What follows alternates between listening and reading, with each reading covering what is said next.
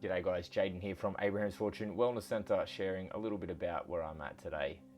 Discipline is something that I have struggled with for a long time.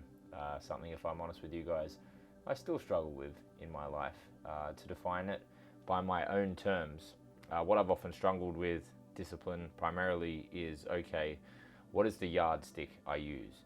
Because we all could do better, we all could do worse, right? Myself, I could do better, I could do worse. So I'm sort of in this middle ground and saying, okay, let me try to do better, obviously, right? But there's a million different things that we're involved in life, maybe more.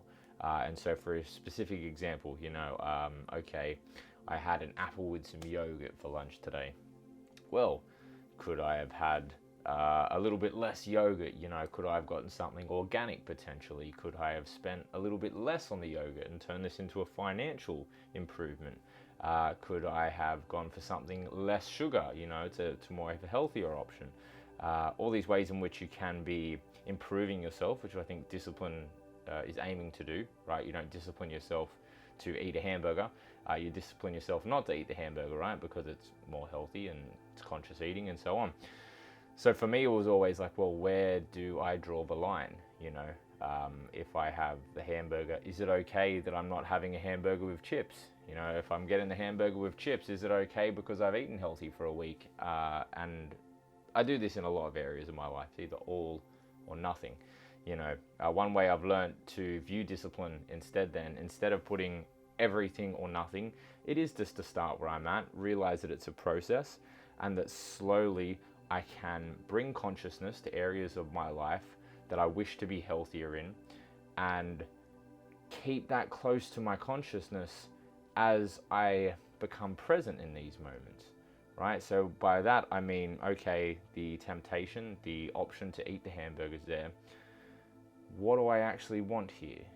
Do I want to eat the hamburger and then maybe feel good for a little bit and go, still now I feel like crap and I feel bloated, and then the next day I feel bloated, or whatever the situation is you're involved in, right? Considering the consequences and how that stacks up against what it is you actually want deep in your consciousness. When you pull away from these desires, what it is you actually desire deep in your heart, it's that connection, right? It's that pleasantness, emotions, like peace, happiness, love, serenity, and finding like, well, I'm not going to get that from a hamburger. Actually, I'm going to get the opposite thing. And actually, I want to be a healthy person physically too.